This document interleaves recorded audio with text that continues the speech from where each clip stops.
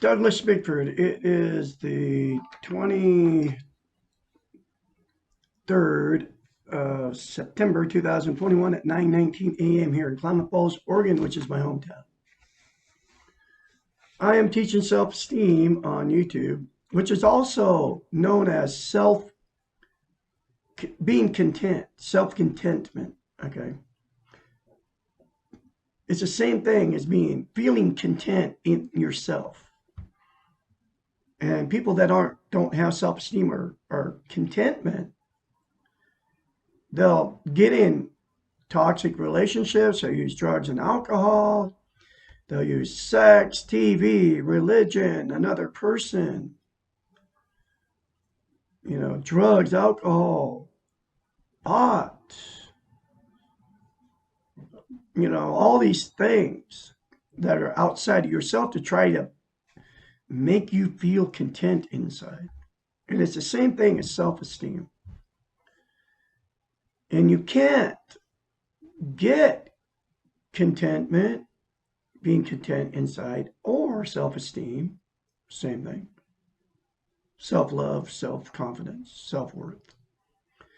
You can't get it from anything external because you have to do it. Okay. People are lost. Billions of people on the planet are not content within themselves. And you know that feeling that you just feel like there's something missing. Okay. You don't know what it is. You can't put your finger on it. And you go through your whole life, material possessions, new cars, new houses, new clothes, new shoes, or new relationships, new marriages, new friend relationships, food, drugs, alcohol, TV, religion. And there's still, you go through all these hoops and you do all these things. And it is still not right inside. You can feel it. I have the cure. I'm telling you, I got the fix. It will work. It happened to me. I'm teaching this fix on YouTube because nobody is teaching it. On the whole internet. I'm talking about Facebook, YouTube, Instagram, TikTok, all the social media outlets, Rumble, BitChute, Daily Motion. I could go on and on. There's millions of them. Video, and websites, and okay, here it is. This will change your life. Unless you're mentally ill, okay, and you need medication. You look at yourself in the mirror, say, I love you. Say, I love my inner child. I nurture and take care of my inner child. I'm worthy to be loved, worthy to love. That's it. You can say those three things in the mirror to yourself every day. And you will become content inside. And don't tell anybody you're doing it, just do it. Then get the book. It's in a link, Portable Therapist. That's where I get that's where I'm teaching out of. Okay. Get a book. It's called The Portable Therapist. It's in a link in the description of every video I put up. And then when you start, if you do this, I kid you not, you'll notice a difference in you if you do it, and if you keep doing it, and if you don't tell anybody you're doing it, because they're going to say you're nuts, and then you won't do it. It'll give you self-esteem, self-content. You'll be content inside. You won't have to be in toxic relationships anymore, trying to fill that void you got inside you. You won't judge, criticize, or condemn people anymore. As soon as you start attaining self-esteem, because that's what it is, self-love, self-worth. By doing those three things in the mirror to yourself every day without fail for the rest of your life. When you go out, you're going to notice a difference when you get around people. It doesn't matter where you are. You're going to feel something different inside you. You're going to be more talkative, and you you'll be more human to people. You'll like strike up conversations with people you never would have before. That's me now. Because I have attained it, the self-esteem. And you can't be content without it. Okay. That's why millionaires blow their brains out, because you can't get it from externals. All these people that are millionaires, all the TV celebrities, I'm talking about the news anchors, Rush Limbaugh before he died, Sean Hannity, Rachel Maddow, Tucker Carlson, I could go on and on, Wolf Blitzer, all of them that you've been seeing them in the television for years. That's how you got to know them, and they're all rich. But I can guarantee you 99.99.99% of them are not content inside. They don't have self-esteem because they've been buying their happiness.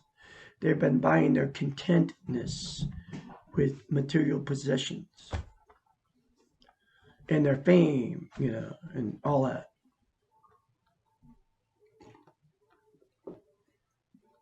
That's why rock stars use drugs and alcohol, even though they have all the fame. Guns N' Roses, all the country stars.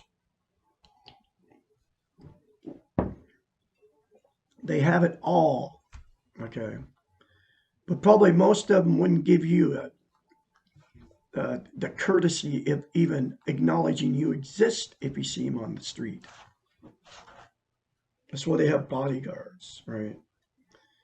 So they don't get mauled by the scumbag people that adore them and worship them, right?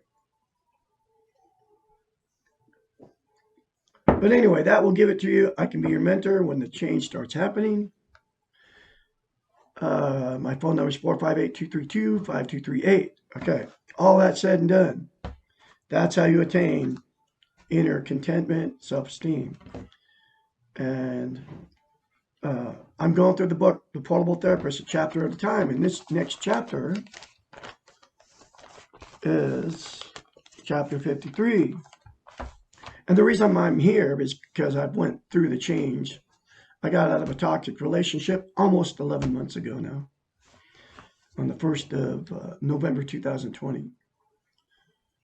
And so I'm pushing 11 months, and woohoo, it's a big deal for me because I haven't latched on to another person, because what we do when you don't have self-esteem, one relationship fails, you'll jump right back in another one and try to fill that void so you don't have to go through the pain of it.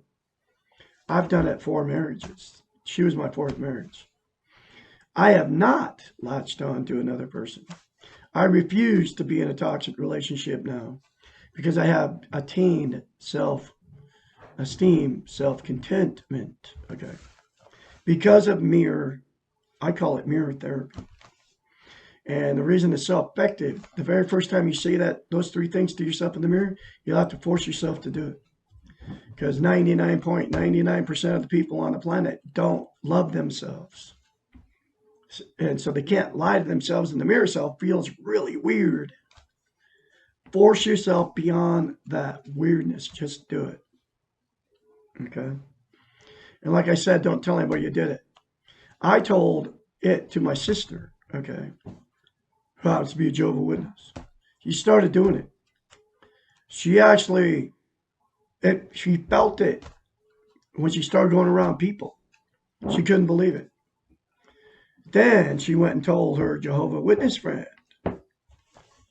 And her Jehovah's Witness friend told her how stupid she was, and that I was like the devil because I was telling her to do it, I was evil or something. So she ended up quit doing it and then attacked me. Okay. Told me I was like a fake, what do they call them, a false prophet or something. Because it didn't come out of the Bible, right? Or it didn't come out of Jehovah Witness, the, excuse me, didn't come out of the, what is it, the Watchtower. Anyway, she attacked me and just, I haven't talked to her since. Now it happened May of May of 21. Okay. And I won't talk to her again. She had verbally uh, abused me. Told me I was like the devil or something. And I was just trying to get her, but it worked for her. Okay. And then when I said, well, how come none of your church members made you feel a difference by something that they've said to you? Well, that's just self-esteem. That has nothing to do with God. Oh my. That's what she said to me. And I ended up having to hang up on her because she wouldn't quit screaming and yelling at me.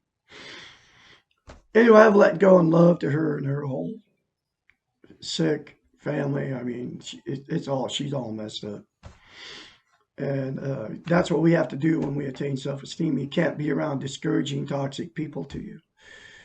And that's just one of the relationships I lost over it. But it's okay because I have self-love now, self-esteem. I'm content inside. Anyway, here's the next chapter. Chapter 53, Why Am I So Possessive?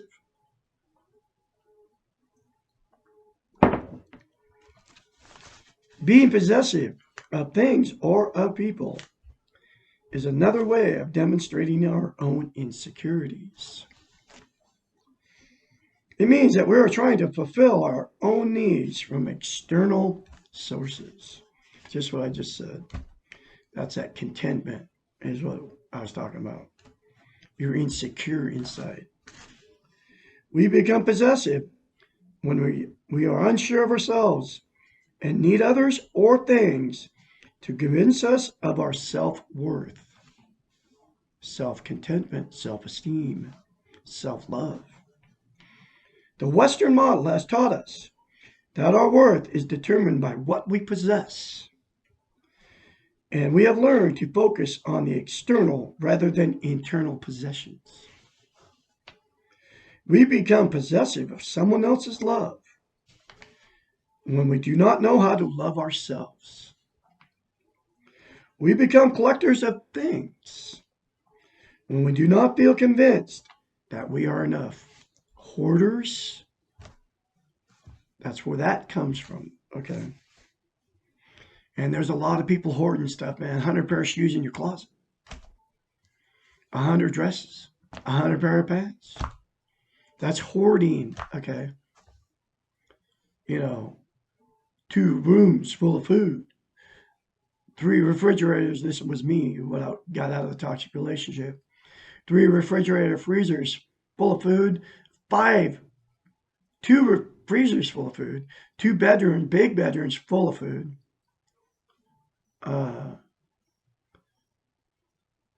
My wife had 100 pair of shoes in the closet. She had 100 dresses. Who knows how many, and couldn't wear any of them anymore because she gained weight. Every dresser, every closet in a 4-bedroom, 2,300 square foot house, 4-bedroom, 2-bath house was stuffed full of everything. A barn full of everything. 3,000 square foot, 2-story barn full of everything. A 1,200 square foot shop full of everything. 1,000 square foot greenhouse full of everything. Every plant known to mankind. 3 garden areas outside full of everything. Or 2 huge gardens outside full of everything. 6 cars, a tractor, a 5-acre farm with everything to work the dirt on the 5-acre farm. Everything. I mean, it's like flowing out my ears. I had so much stuff. That's what this is talking about. And it was never enough for her. Okay. Because she wasn't happy inside. That's where that we become collectors of things when we do not feel convinced that we are enough. There's a lot of people out there like that. There's a lot of you out there right now in it. Okay. Everything outside of ourselves is not ours. It may be on loan to us for a period of time, but it is not ours to keep. Cars, houses, boxes full of junk. When we are possessive, we often try to keep these things, to cling to them. The paradox here is that clinging to something frequently results in losing it. If we have ever been loved by a possessive person, then we know how destructive their clinging becomes. Possessiveness fosters jealousy, and jealousy destroys what it purports to love. It is very difficult to act in a loving way and to encourage growth when we are afraid of losing the object of that so-called love. Possessive love is not real love.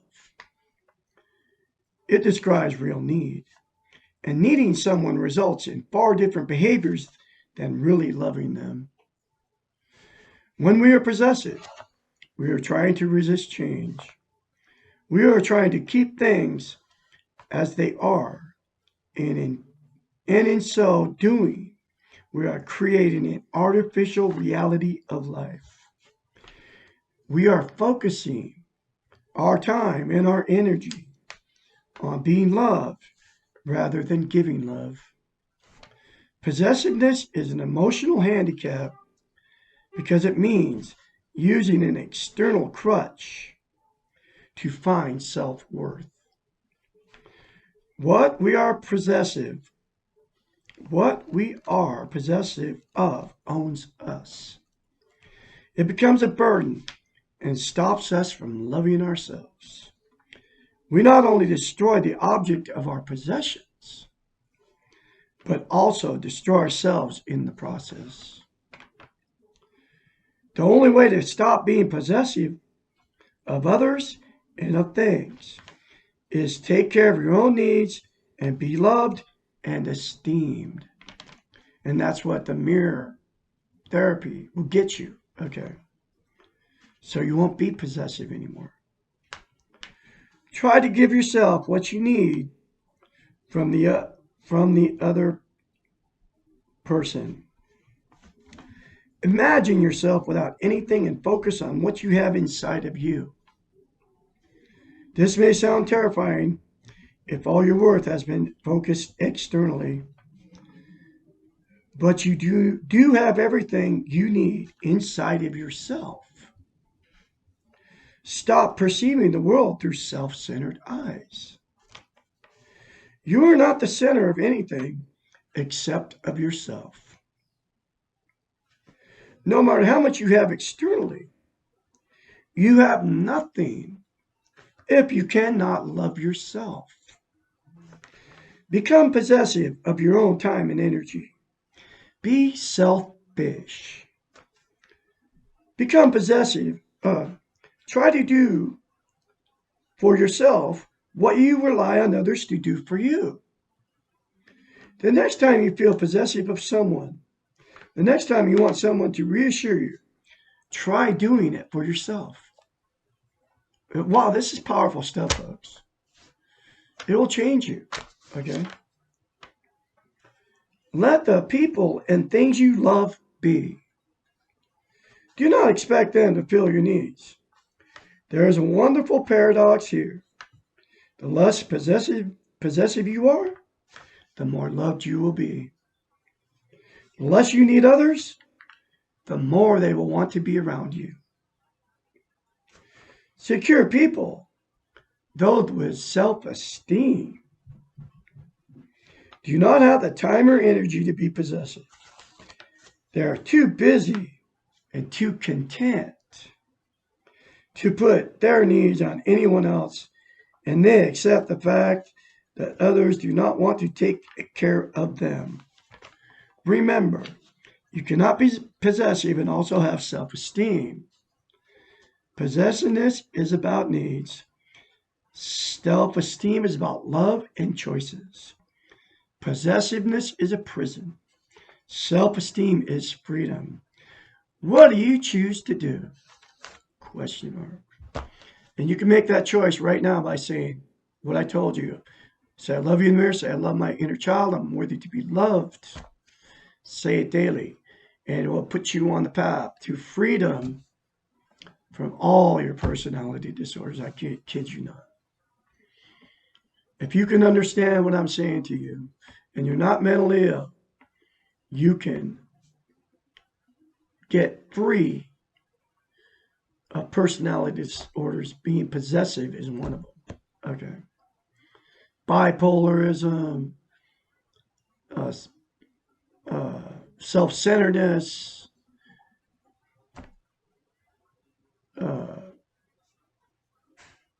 I can't even think of the name, narcissist, codependent, all of them. Okay. You can be cured of all those things. Anyway, Douglas and Bickford, I'll have another chapter for you tomorrow on the portable therapist.